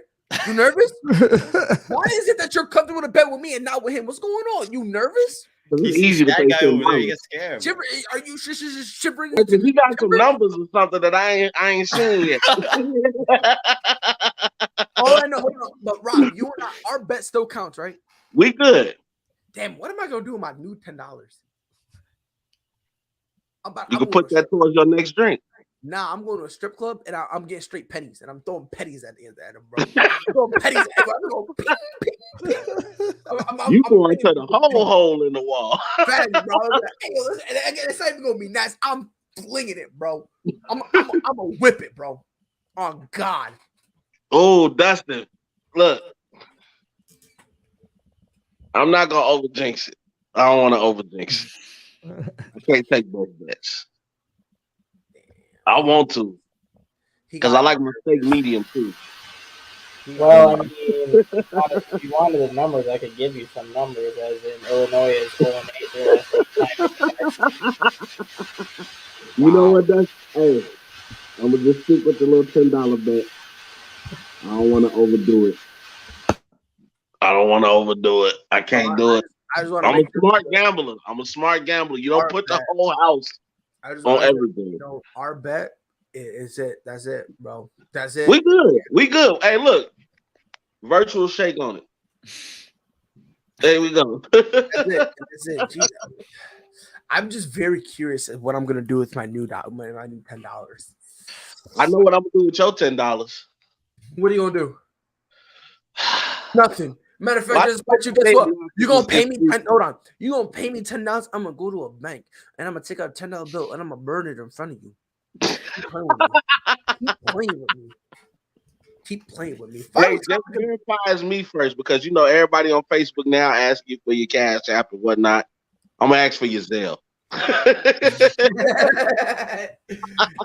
You're a whole clown, man. All right, so the final topic of the day. Tomorrow, UFC Fight Night, Volkov versus Aspinall. I think this is gonna be one of the easiest fights. It is to predict. Chris, who you got winning? I have Aspinall winning. Okay, bullshit. We're always on opposite sides on these. Every time, I swear to God, this dude looks at my notes. I swear to God, I'm gonna start handwriting shit now, because I swear to God, he's a hacker. Because every time I say something, he always is the exact opposite. I let him start. It's so scary. Go ahead. Hey, before y'all start, who won the Masvidal fight? Covington. Oh, Covington beat him? Yeah. Okay. I think Aspinall's going to win this fight, and one of the reasons is his grappling. He's good striking, but I think he's going to be able to take Volkov down some in this fight. But I can see Aspinall actually winning this fight by finish. Wow. Ooh. Wow. Can I ask you a question? Yeah. Before I go on my spiel, what did Alexander Volkov ever do to you? No, he has done nothing. I like him. I just think Aspinall's a little bit better fighter than he is at this point in their careers. Wow, that's crazy. So I got Volkov. I think I don't know. I think from the jump he's gonna be able to set a better pace, a pace that he's more comfortable with. I don't know. I just don't see Aspinall winning. I really don't. I like Volkov. I like his power. I like, and granted, does he have the best grappling in the world? No, but he has enough where you're not really that comfortable bringing him down. You see what I'm saying? Like, and Aspinall, he's not a world class. Well, I don't mind because he's not a world class grappler, but his grappling is not something you should necessarily. He's a decent grappler. He's not. Like it's not. I don't want to say that you shouldn't fear it, but if you yourself also have decent grappling, there's really no advantage, right? I think the power advantage ends up going to Volkov. I think Volkov can take a little bit more damage. I really do. It really comes down to, I don't know, like, because you say you think Aspinall is a better fighter. I'm the exact opposite. I think Volkov is just a better fighter. So the only thing we agree on is that it's going to be a finish. That's like the only thing we agree on. But like I think Volkov ends up finishing Aspinall. If I'm not mistaken, I think Aspinall is he ranked 11th? I think so. In the rankings. So I'm about to just double check that real quick because I'm almost positive he is. But let me double check because with my luck, he probably not. Yeah. So he's 11th. And then Volkov is 6th. If Aspinall wins this, who's his next fight? Because it's gotta be Derek Lewis, right? You would think it would have to be Lewis, right? It'd have to be. I mean, Curtis Blades is fighting next week, right? No, I think that's Gilbert. I think Gilbert Burns is fighting somebody. I just think if Tom wins, right? Let's say Aspinall wins, you got to give him somebody else because I think Tai Tuivasa, I think he should get the next title shot because Cyril Gane just lost. Yep. I don't know what the fuck Stipe is doing. He's out there still being a firefighter. God bless him. And then there's Tai Tuivasa, who's he should be next in line, right? So for me, it's again, I like Alexander Volkov. And by the way, Dustin, that's why I was laughing. I saw that earlier on Facebook, and I was like, LOL, bro. I was like, that had me laughing. But I think the winner of Volkov versus Aspinall, I think they get pushed into title contention. We can agree on that, right? Yeah. Okay. Come Monday, don't duck me, Chris, because once Alexander Volkov knocks out Aspinall in round 2 within the 1 minute mark, bang. Boom. I called it. Ladies and gentlemen, this has been ASAP in the morning. Thank you all for watching. Aman, thank you for being here. I'll miss you. Go abandon us like you're Kyrie Irving. Oh, man. Chris, I hate you because you always disagree with me. Dustin, fix your mic. Rob, fuck Chicago. And Pride, you're a piece of shit. Mike, that's why. And by the way, Mike, this one's for you. And you too, Rob. Not in a boo-boo. Larry got a boo-boo. So fuck him. Okay? Hey, Pride. What? I just want my $10. Is that what? I just want my $10. Just you wait. Just you wait. On behalf of this illustrious crew, it is your boy Pride. We'll be back here Monday morning, 10 a.m. Eastern, 9 a.m. Central. Until then, y'all know what to do. Be safe, baby. We go.